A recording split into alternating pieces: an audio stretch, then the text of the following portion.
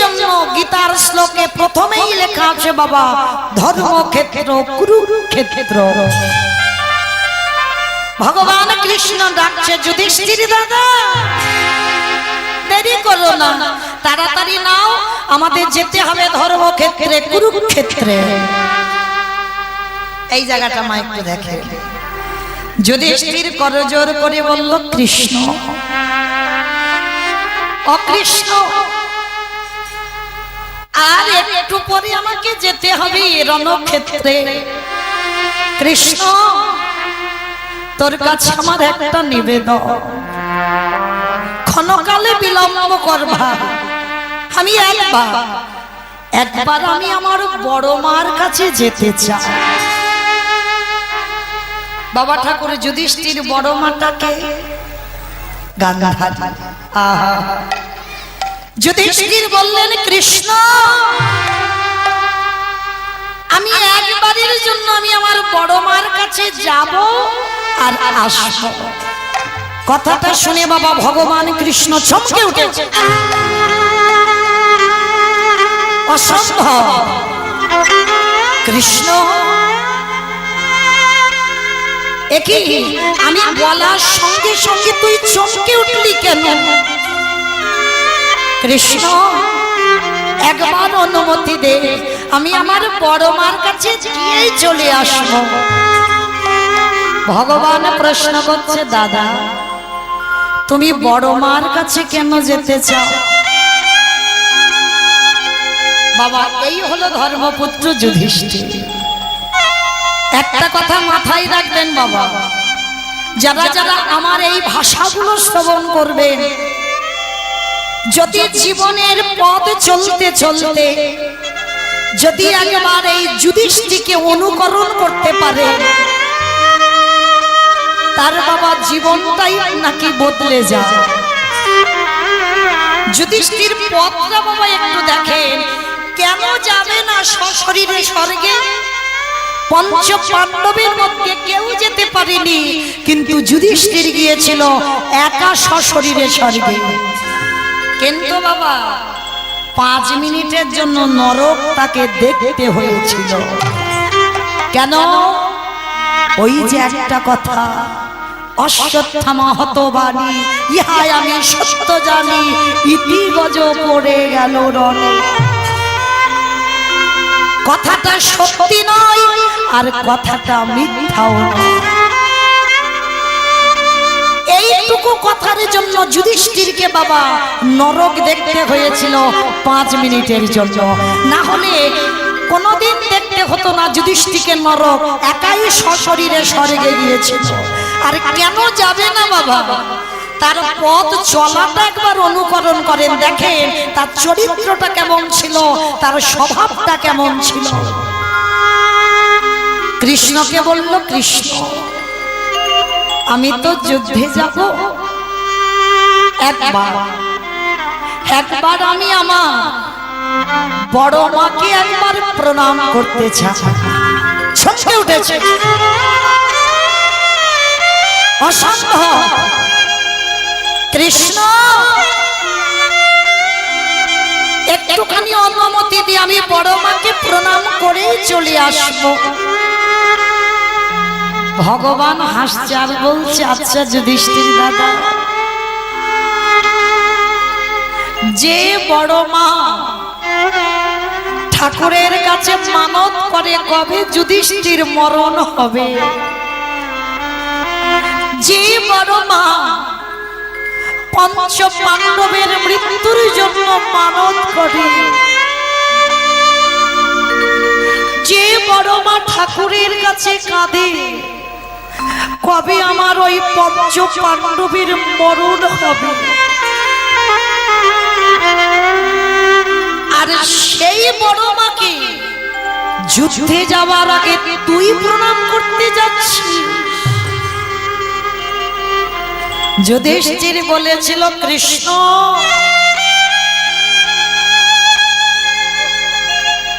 আমি জানি আমার বড় মা আমার ভালো চায় না,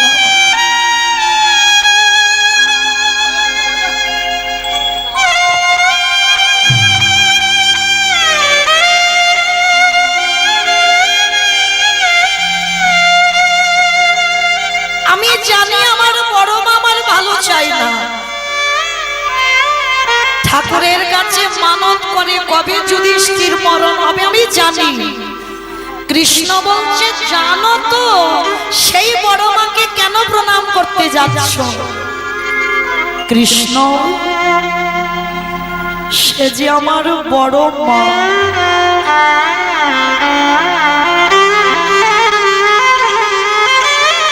সে যে আমার মায়ের থেকেও বড়। ওরে কৃষ্ণ রে,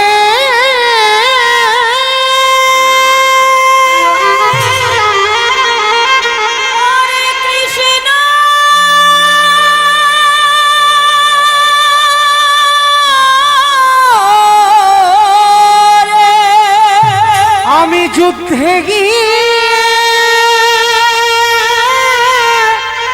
ফিরে না আসি,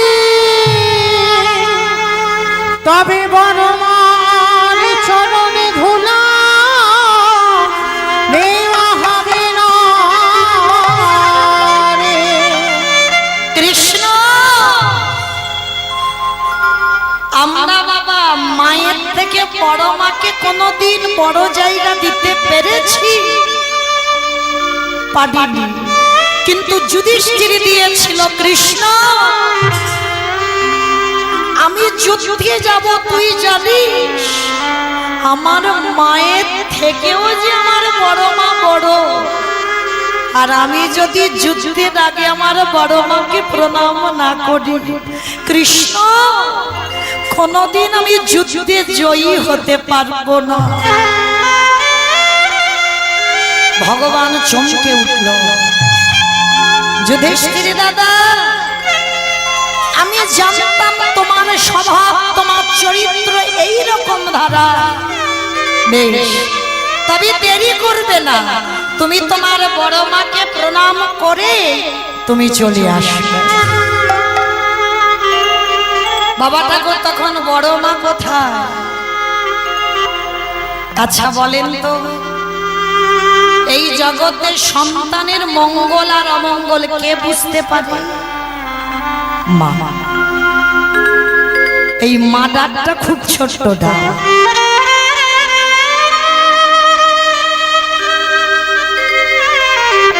গান্ধারী নিরজনে বসে কাঁদছে গো,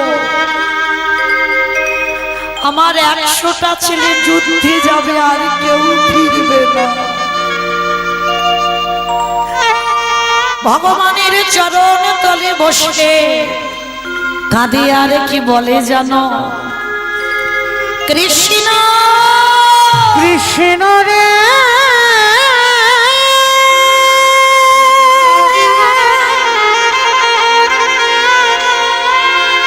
ওরে তুই নাকি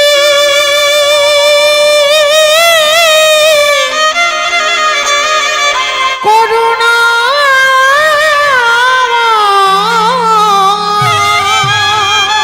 কৃষ্ণ, ওরে তুই নাকি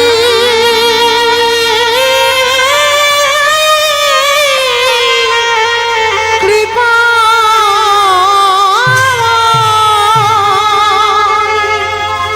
একেবারে কৃপা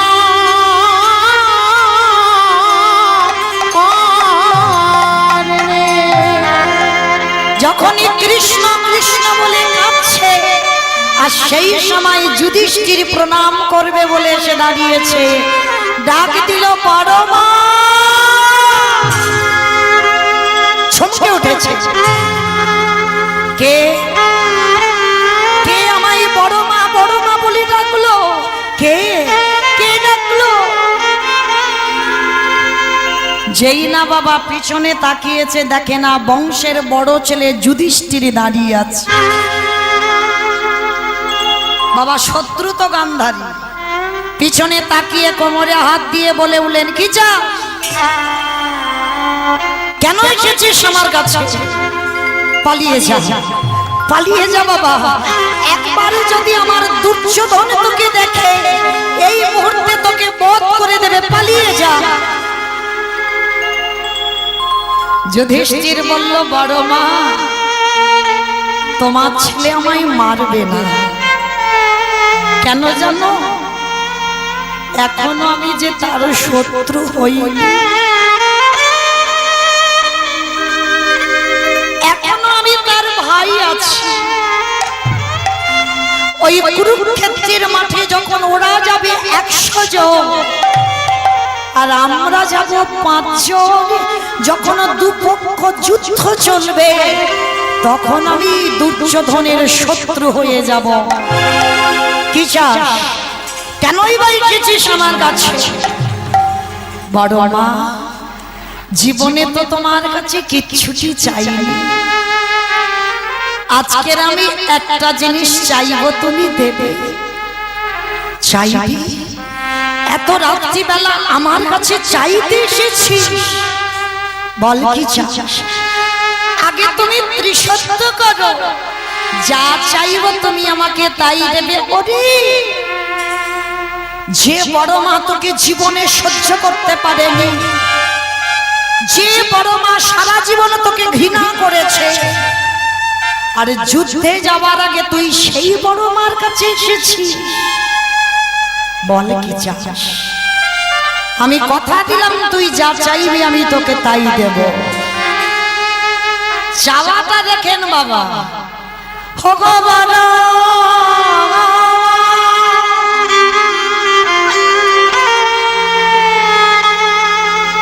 তোমার কাছে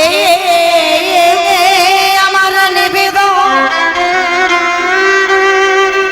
তুমি একবারে আমার মাথায় হাত রেখে বলে দাও, যেন প্রথম দিন তোমার এই যুধিষ্ঠির মৃত্যু হয়ে যায়। ওরে খোকা রে, তুই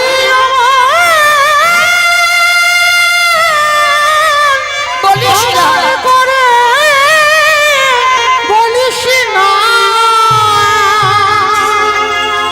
আমি যে বড় মা হয়ে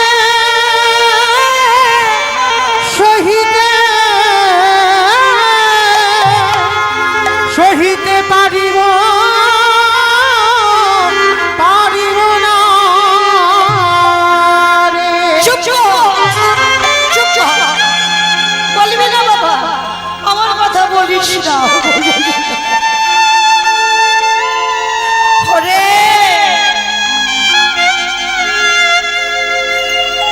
যেদিন বাবা মা হবি সেদিন বুঝবি কত জ্বালা, যেদিন বাবা মা হবি সেদিন বুঝবি কত যন্ত্রণা। পারবো না, আমি পারবো না বাবা তোকে আশীর্বাদ দিতে যে কালকেই তোর মৃত্যু হয়ে যায়। বাবা ঠাকুর একটু ভেবে দেখে, যে বড় মা ঠাকুরের কাছে মানত করত যেন 5 পাণ্ডবের মরণ হয়, আর সেই বড় মার কাছে যখন মৃত্যু চাইতে গেছে বড় মার হৃদয়টা দুলে উঠেছে। বলিস না বাবা, আমি মা হয়ে পারবো না তোকে ওই বর দিতে। কেন পারবে না? কেন পারবে না বড় মা? সারা জীবন তো তুমি বলেছ যেন ওই যুধিষ্ঠির মৃত্যু হয়ে যায়, তাহলে আজকের কেন তুমি ভেঙে পড়ছো? একবার আমাকে বর দাও। ওগো বড় মা, তুমি তো জানো না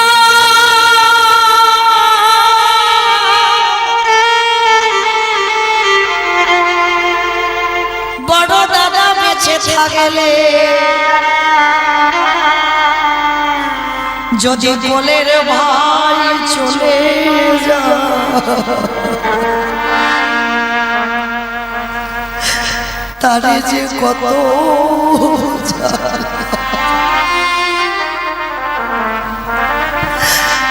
তারে যে কত যন্ত্রণা। বড় মা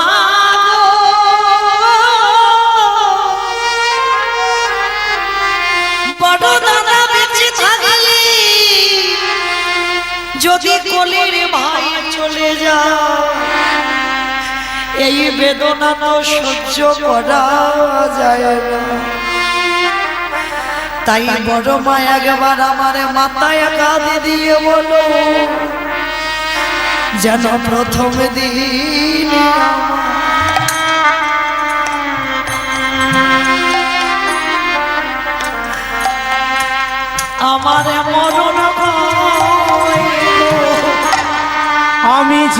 আরে তো কিছু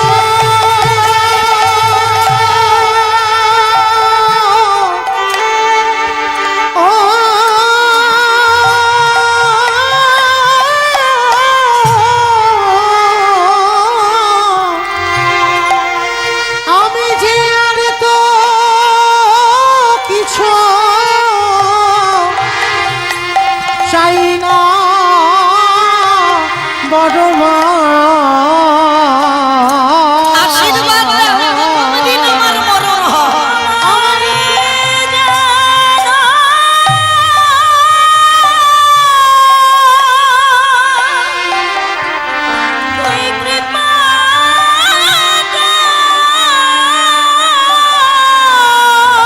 আস্তে এইবারে যেই না যুধিষ্ঠির কাঁদছে, ভাবেন বাবা ঠাকুর যে বড় মা সারা জীবন অন্যায় করেছে, অপরাধ করেছে। আর মনে রাখবেন বাবা, কোন মানুষ যদি অন্যায় করে জীবনে, মৃত্যুর সময় তাকে অনুতপ্ত হতেই হবে। দেখবেন বাবা, কোন মানুষ যদি অপরাধ করে ফেলে না, অনেক মানুষ আছে দেখবেন মৃত্যুর সময় প্রকাশ করে দেয় যে আমি অমুক জনের সঙ্গে এই অপরাধটা করেছি বলে ফেলে। আর যারা বলতে পারে না তারা বাবা মৃত্যুর সময় দেখবেন দুটো নয়ন হতে শুধু বাড়ি বিগলিত করে। কারণ সেই অপরাধীর কথাগুলো বাবা যখন সবল ছিল, যখন ক্ষমতা ছিল, তখন মনে পড়েনি।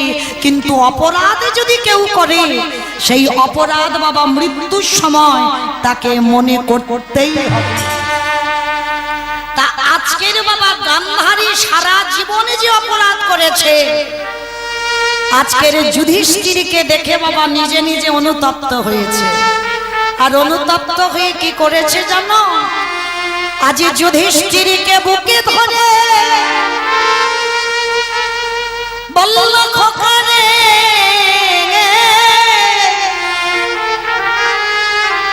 যে বড় মা জীবনে তোর ভালো চাইনি, যে বড় মা সারা জীবন তোর মৃত্যু কামনা করেছে, সেই বড় মা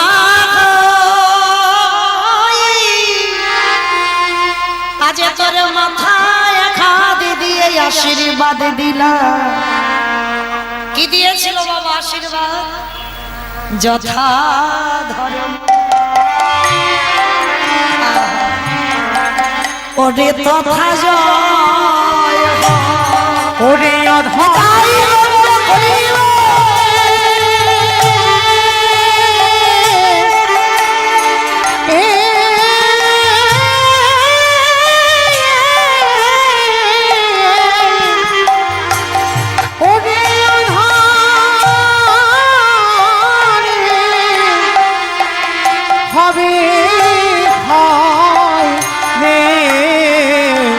ওরে যথা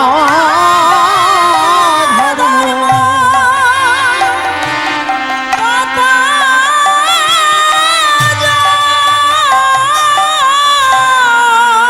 আস্তে বাবা ঠাকুর আজকে যুধিষ্ঠির যখন দাঁড়িয়েছে মাথায় হাত দিয়ে বলল, খোকা আশীর্বাদ দিলাম, যে পক্ষে ধর্ম থাকবে সেই পক্ষের জয় হবেই হবে।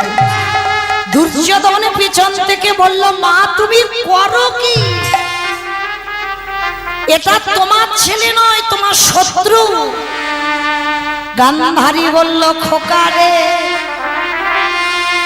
আমি জানিও আমার শত্রু। বলে, মা তাহলে শত্রুকে তুমি আশীর্বাদ দিলি? যথা ধর্ম তথা জয়, অধর্মীর হবে ক্ষয়। খোকা আমি তোর মা হয়ে বলছি, বন্ধ করে দে বাবা, এই রক্তের খেলা খেলতে যাস না বাবা। আর এই রক্তের খেলা খেললে আমি তোর মা হয়ে তোকে বললাম, তুই পরাজিত হবি হবি। কিন্তু বাবা মায়ের কথা শুনল না দুর্যোধন। আর মায়ের কথা না শুনে অন্ধ ধৃতরাষ্ট্র আর গান্ধারীকে প্রণাম না করে 100 জন সন্তান চলে গেল কুরুক্ষেত্রের মাঠে। তাহলে ভাবেন বাবা, যে সন্তান পিতামাতাকে প্রণাম না করে যুদ্ধে যায়, সেই সন্তান কি জয়ী হয়ে ফিরতে পারে? আর পঞ্চ পাণ্ডব এরা কি করেছিল? যুদ্ধে যাওয়ার আগে অন্ধ ধৃতরাষ্ট্রের কাছে গিয়ে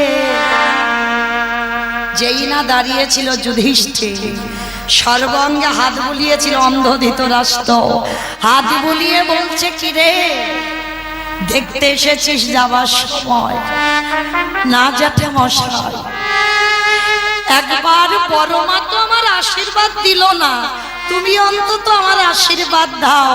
আমি নিজে চোখের সামনে ভাইদের মরণ দেখতে পাবো না। জ্যাঠামশাই, তুমি অন্তত আমার বর দাও, যেন যুদ্ধে আমার মরণ হয়ে যায়। কি গো, কোনো জ্যাঠামশাই কি সইতে পারে?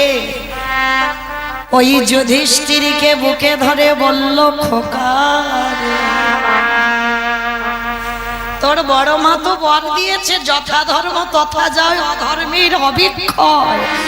আর আমি আমার দিব্য নয়নে দেখতে পাচ্ছি, খোকা, জয়ী হয়ে তুই ঘরে ফিরছিস। ওরে এই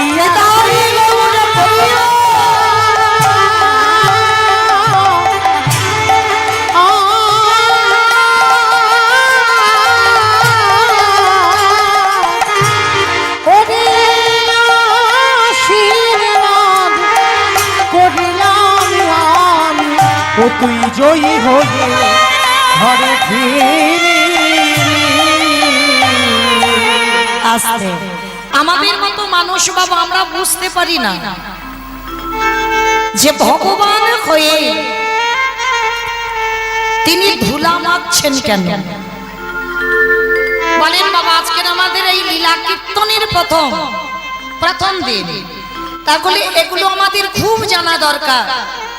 ভগবান আজকের কলিকালের মাটিতে সে ধুলাই গড়াগড়ি দিচ্ছে কেন? আচ্ছা বাবা, 24 বছরের ছেলে 7 বছরের মায়ের পায়ে ধরে বলল, তোমরা কৃষ্ণ বলো, এটা মেনে নেওয়া যায়। 24 বছরের ছেলে 80 বছরের বাবার পায়ে ধরে বলল, কৃষ্ণ বলো, এটাও মেনে নেওয়া যায়। কেন?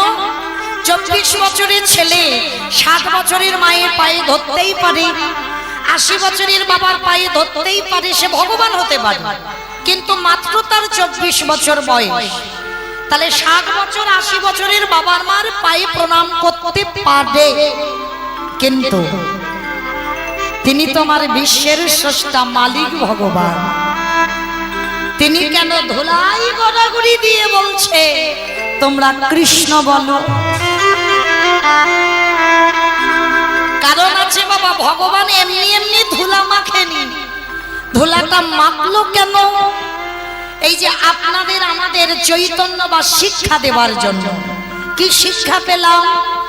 আমরা তো বাবা আর মানি না, কারণ এই আমাদের মতো মেয়েরা বাবা, ছোট ছোট ছেলেপুলেদের আমরা শেখাতে চাই না, খোকা, কোথাও যেতে গেলে বাবা মা ঠাকুমা দাদুকে প্রণাম কর।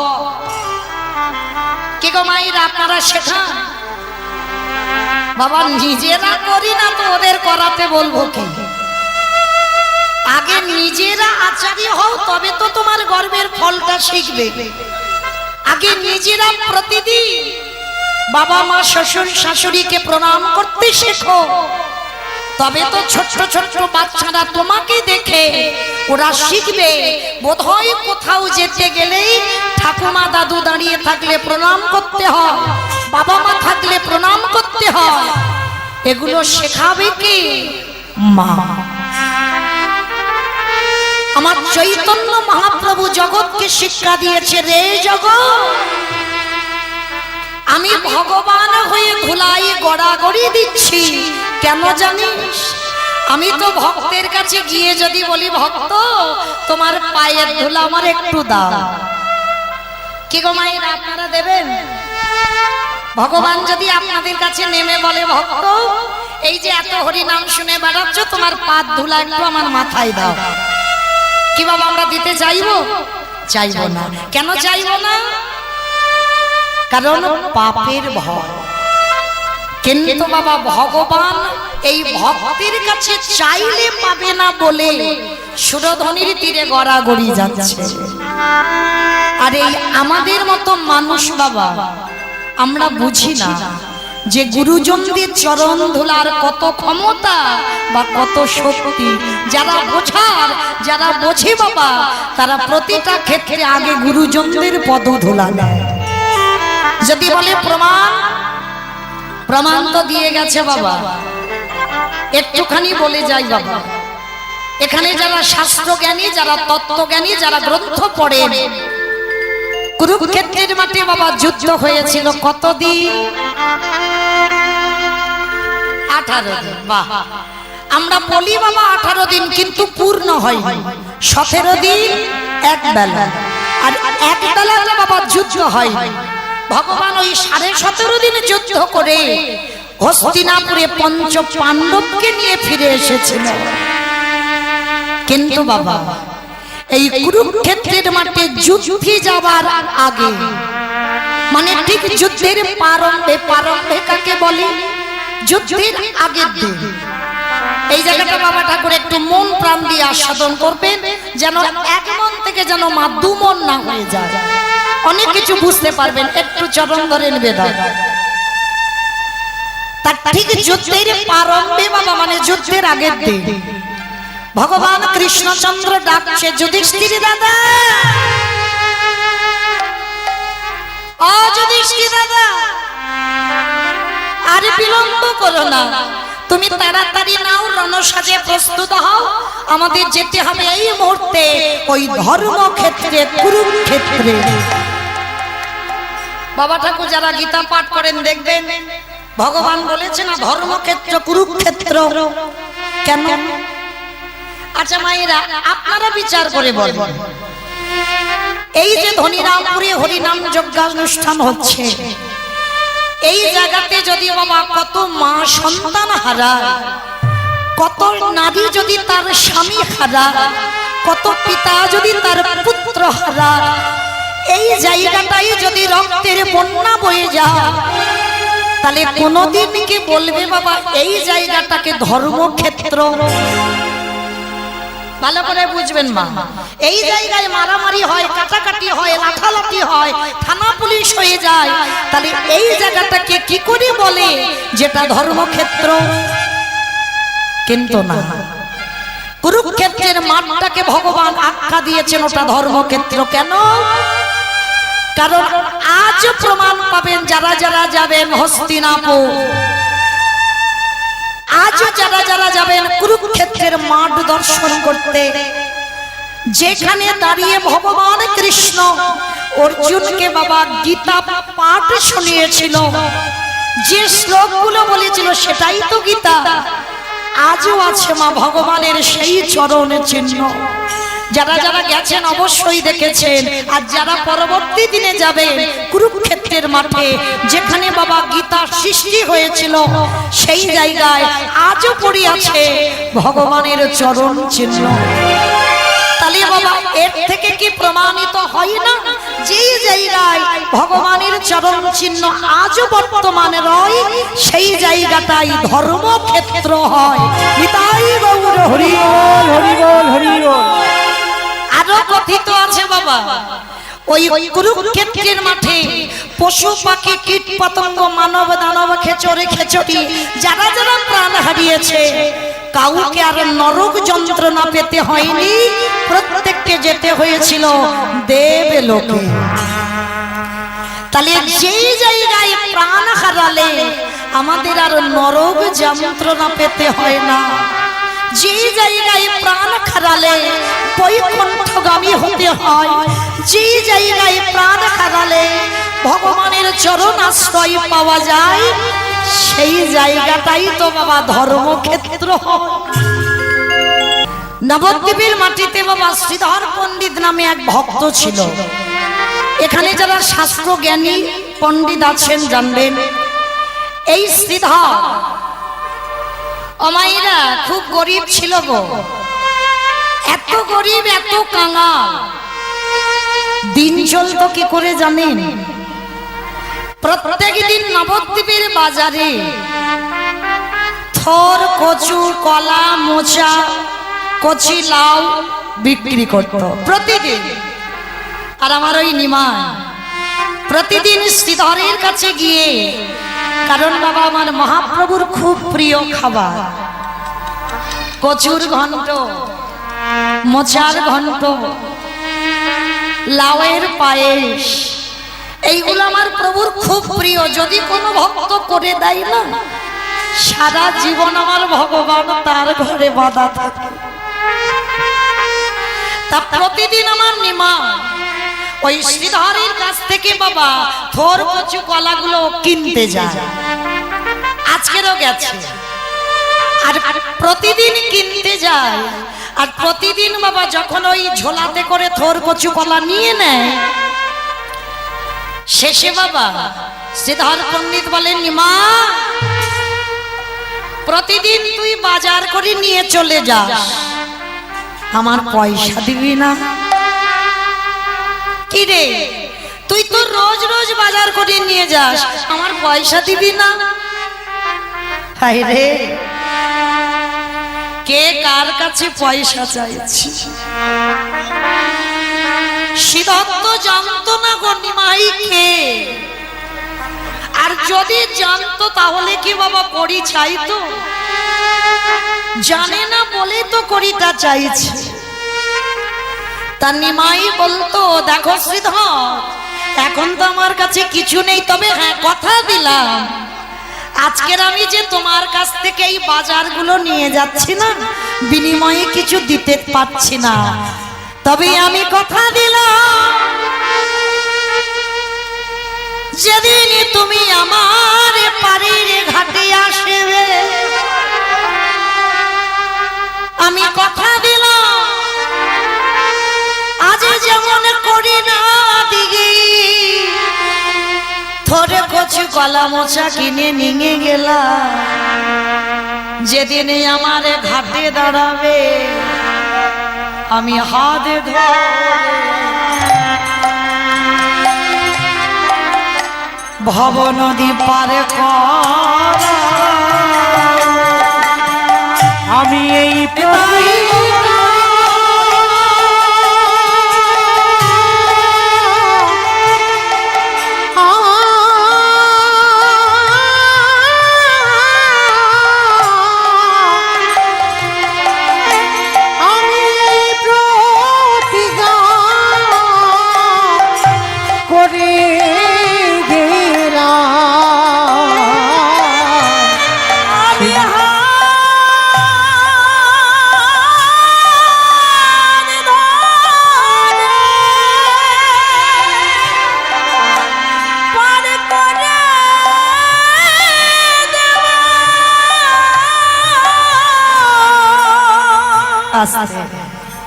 বাবা মনে রাখবেন, যার আছে কিন্তু সে দেয় না, যার থাকে সে কিন্তু দেয় না, আর যার কিছু থাকে না সে দেবার জন্যই কাঁদে।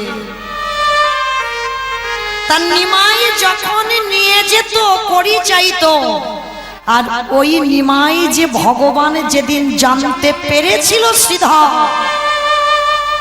যেদিন বাবা পুরী ধাম থেকে চলে যাচ্ছিল বৃন্দাবন, আর বৃন্দাবনে যাবার কালে আমার মহাপ্রভু ভক্তদের সঙ্গে দেখা করতে এসেছিল শান্তিপুরী অদ্বৈত আচার্যের ঘরে। সমস্ত ভক্তরা বাবা নিমাই যা যা খেতে ভালোবাসে সবাই নিয়ে যাচ্ছে, নিমাইকে খাওয়াবে। কিন্তু জানো, শ্রীধরের কানে খবর গেল নিমাই সন্ন্যাসের পরে 14 বছর পরে ফিরেছে। যখন খবরটা শ্রীধর পেয়েছিল, ঘরে কিছু নেই, প্রভুকে দেবে কি? হঠাৎ দেখে না বাবা একটা গাছেই মোচা হয়ে আছে,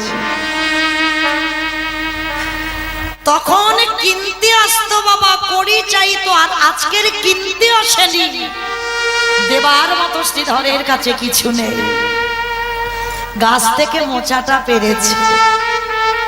মোচাটা পেরে বাবা শ্রীধর গিয়ে দাঁড়িয়েছে, নিমাইকে দেবে। আছে বলেন বাবা, কাঁচা মোচা কি ভগবান খেতে পারবে? ওটা তো রান্না করতে হবে। কিন্তু শ্রীধর রান্না করার সময় পাইনি। প্রভু যদি চলে যায়, একদিনের জন্য এসেছে তো ভক্তরা বাবা দামি দামি খাবার নিয়ে গেছে নিমাইকে খাওয়াবে বলে। আর শ্রীধর কাঁচা মোচাটাকে লুকিয়ে নিয়েছি।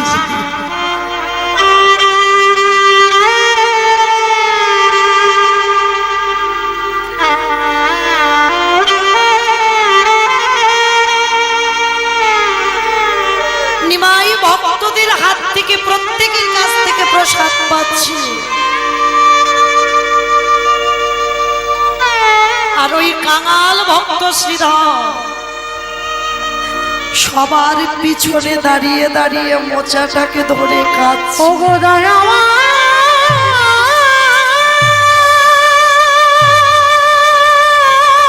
নিতাই গৌর পরিবার পরিবার পরিবার, তুমি তো আমার বলিতে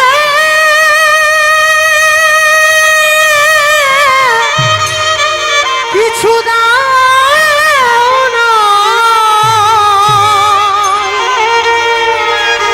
বলো কি দিয়ে তোমার সেবা দেব?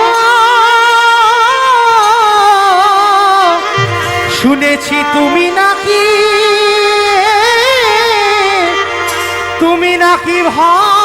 ভক্তের ভগবান, তবে কৃপা করে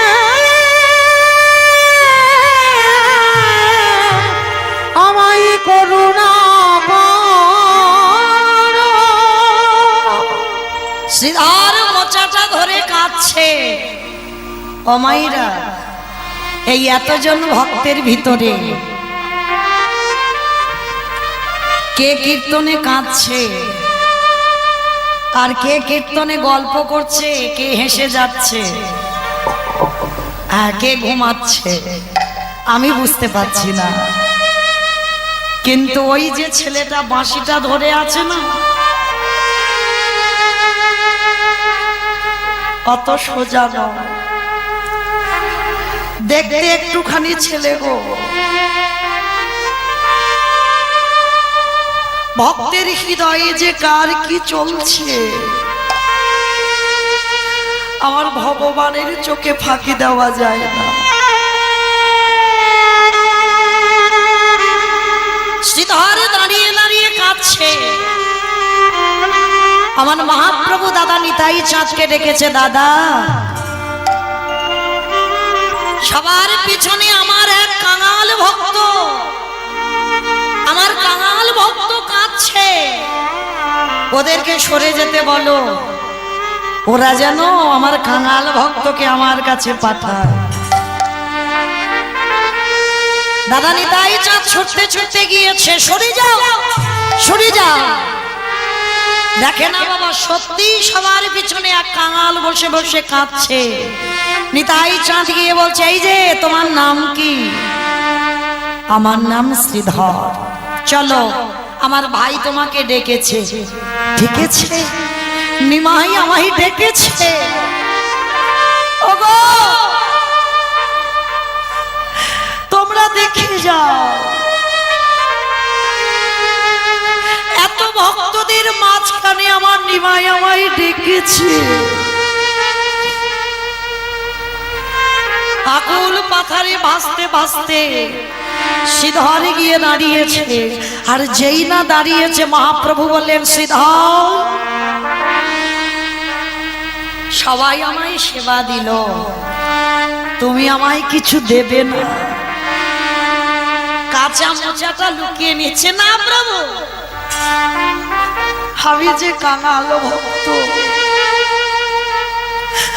আমার কাছে যে কিছু নেই প্রভু। শ্রীধর কি লুকাচ্ছ? কই দেখি তো একবার।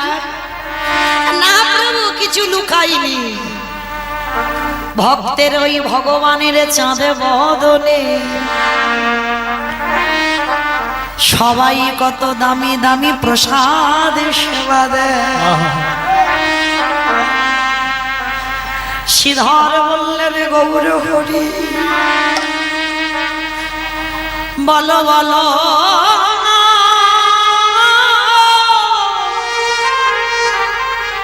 এই কানাল ভগতে তোমার বদনে দেবার মতো কিছু না। সবাই তোমায় মন্ত্রে তন্ত্রে ডাকে বটে, সবাই তোমার ক্ষীর সারনাব নিবেদনে দেয় বটে, কিন্তু গৌর হরি আমার কাছে কিছু না, আছে শুধু এই নয়ন ভরা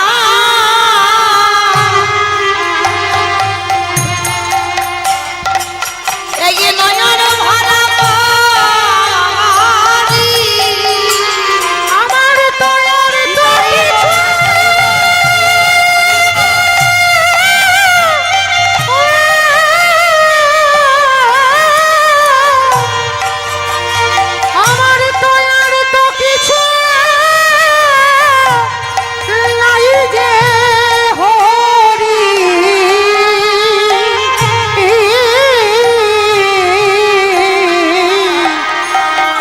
শুধু নয়ন ভরা নয়ন ভরা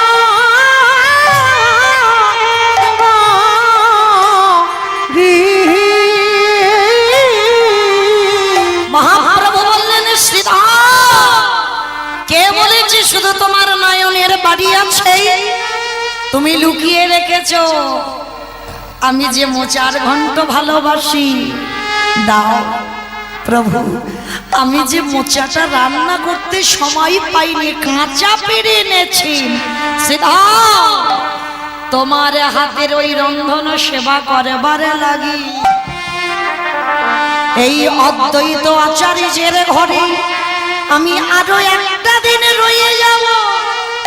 তুমি যত্ন করি ওই মোচার ঘন্ট বানায়ে তুমি নিজের হাতে আমায় খাইয়ে দিও। আমি তো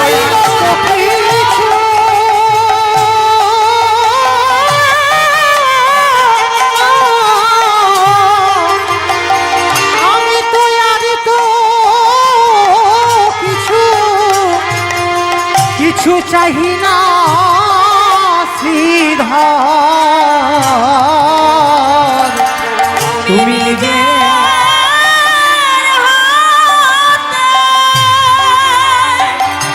আমায় খাইয়ে দিও।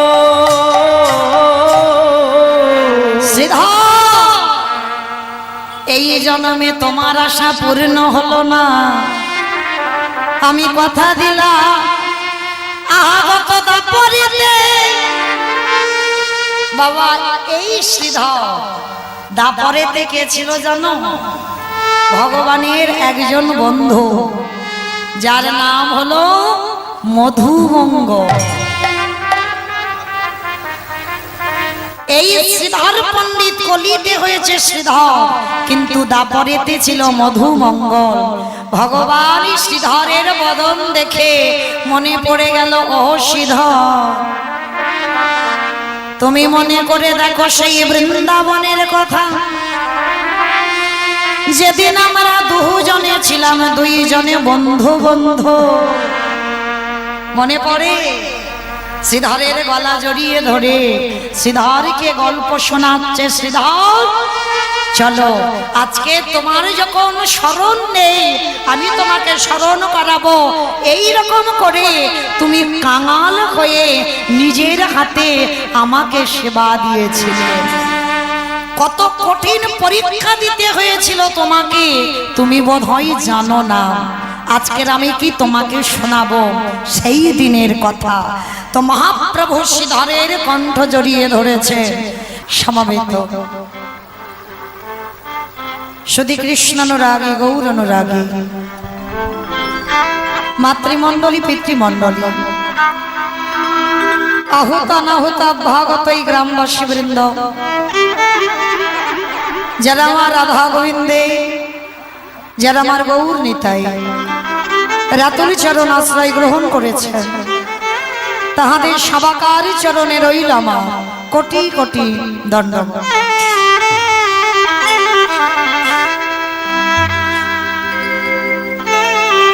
তারপরে জানাই, এখানে যত সাধুগুরু ব্রাহ্মণ বৈষ্ণব আছেন, তাহাদের চরণে রইল আমার কোটি কোটি দণ্ডবত।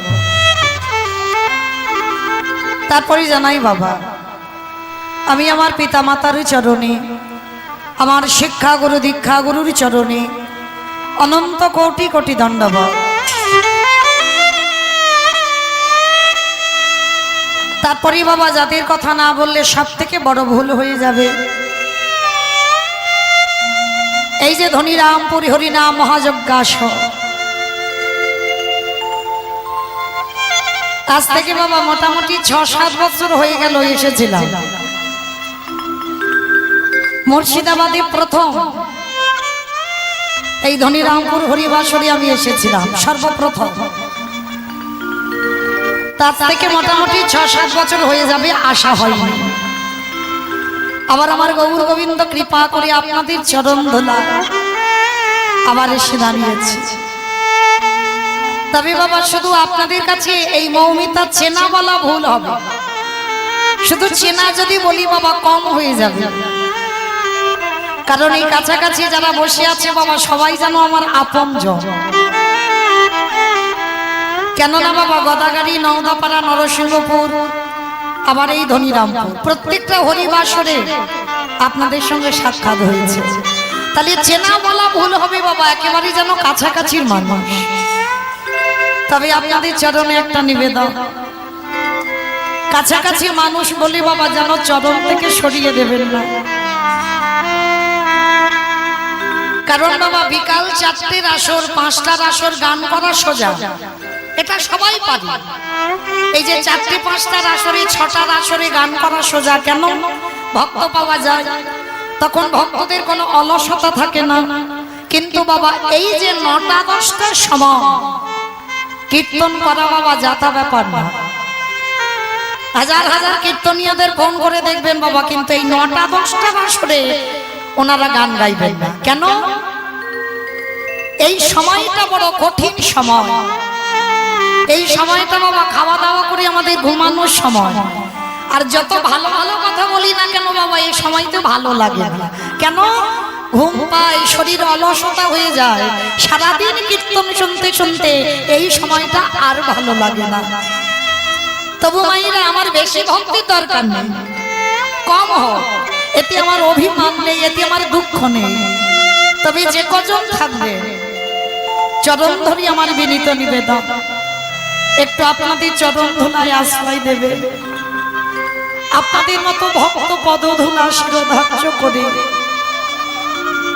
এইরকম ভগবানের গুণানুগুণ কীর্তন গাইতে গাইতে একদিন যেন আপনাদের চরণ থেকে এই ভব নদীটা পার হয়ে যেতে পারে।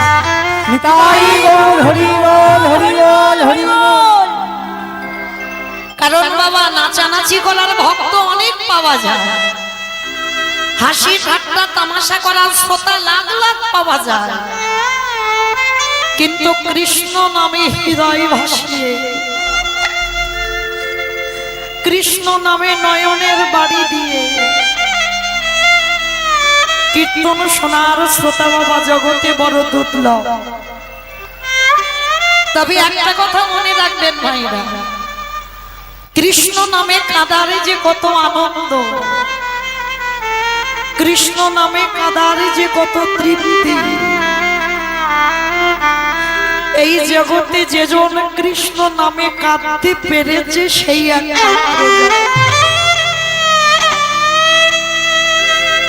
আর যার হৃদয় কৃষ্ণ নামে দোলে না, যার হৃদয় একেবারে কৃষ্ণ নামে ঝরে না, তার মনুষ্য জন্ম গ্রহণ করাটাই বৃথা হয়ে যায়।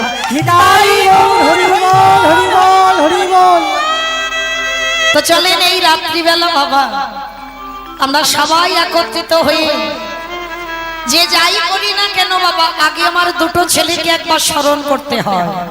এক হলো আমার নিতাই চাঁদ, এক হলো আমার গৌরী চাঁদ। আজ নদিয়ার গৌরে চাঁদ আজ ভক্তগণকে সঙ্গে করি আজ খোলো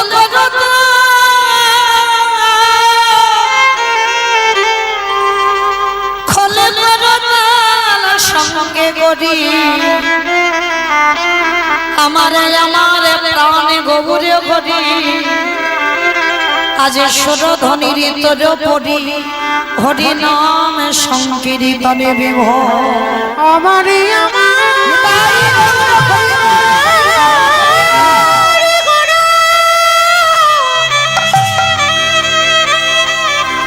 সে তো বিষ্ণু প্রিয়া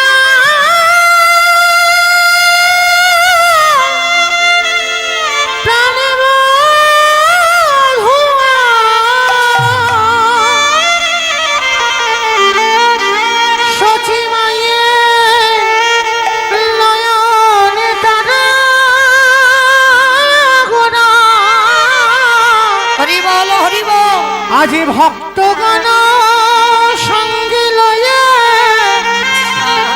আমার গোড়া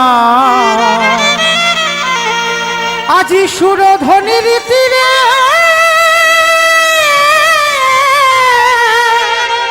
কীর্তন করিছে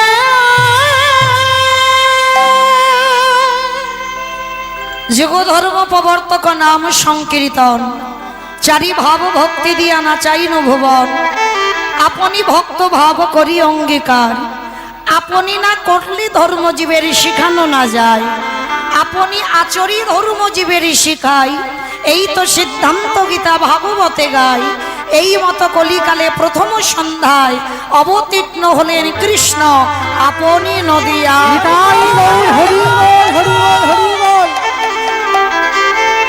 নদিয়ার ভাগাকাশে ব্রজেন্দ্র নন্দন কৃষ্ণ আজকের গৌর হয়ে এসেছে বাবা। কিন্তু প্রশ্ন আমাদের এই জায়গায় সত্যতে নারায়ণ, ত্রেতাতে রামচন্দ্র, দাপরে কৃষ্ণ, আর কলিতে হলেন আমার শ্রীকৃষ্ণ চৈতন্য। আচ্ছা বাবা একবারও ভেবে দেখেছে কীর্তন শুনতে গেলে বাবা বসে বসে শুধু শুনলে হবে না, একটু অনুভব করতে হবে।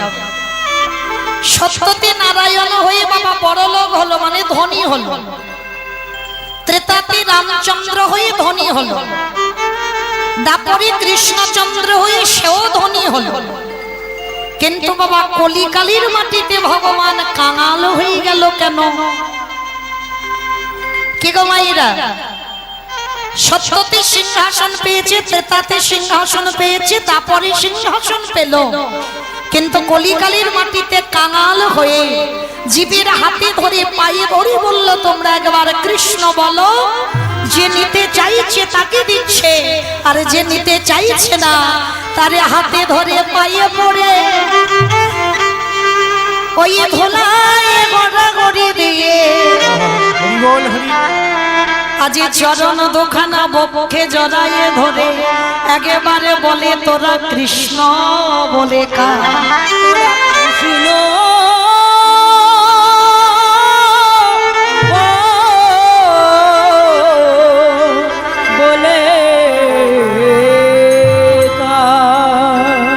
ভগবান হয়ে প্রত্যেকটা যুগে যুগে ধনী হলো, বড়লোক হলো, কিন্তু কলিকালেতে কেন ভিখারি হয়ে গেল? প্রমাণ আছে বাবা।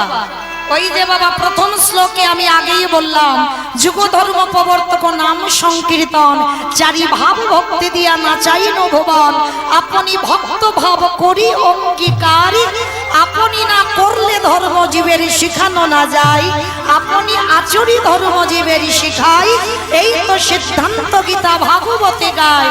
এই মতো কলিকালে প্রথম সন্ধ্যায় অবতীর্ণ হলেন কৃষ্ণ আপনি নদিয়া। তাহলে বুঝলাম নাকি ভগবান আমার আপনাদের আমাদের চৈতন্য দেবে বলে তিনি কলিকালের মাটিতে কাঙাল হয়ে ভিখারি হয়ে ধুলাই গড়াগড়ি দিচ্ছেন। ও মায়েরা, কিন্তু মহাপ্রভুর ভাবটা কেমন? আজকের মহাপ্রভুকে দেখে মনে হচ্ছে কি জানো, আজ কেহ বলে পুরাণীতে রাবণ বধিলা, আজ কেহ বলে পুরা আসতে আমাইরা একটুখানি উলুধ্বনি হবে, বেশি নয়, একটুখানি হলে হবে। যে কজন আছেন একটু প্রেম সে উলুধ্বনি দেন তো দেখি একবার। কেহ বলে পুরাণীতে আমার গোড়ারে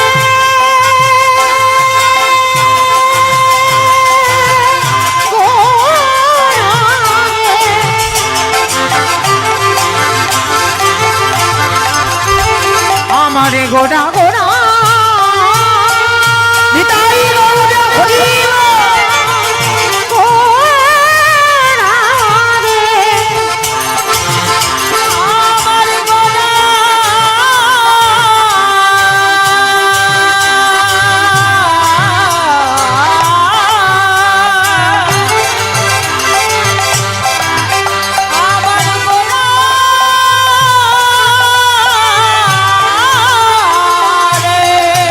আবারে কেহ বলে পুনারেতে রাবণ বধিলা, বলি গোলকের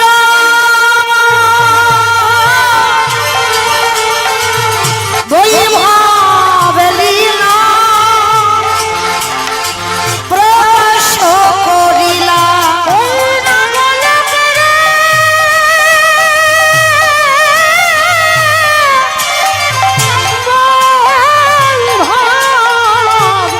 লীলা গোড়া প্রকাশ করিলা, সেই রাধারে ভাবে গোড়ায় অবতারা, রাধারে ভাবে গোড়ায় অবতার, হরে কৃষ্ণ নাম গৌর করিলা প্রকাশ। হরে কৃষ্ণ নাম গৌর করিলা প্রকাশ, হরে কৃষ্ণ নাম গৌর করিলা প্রচার।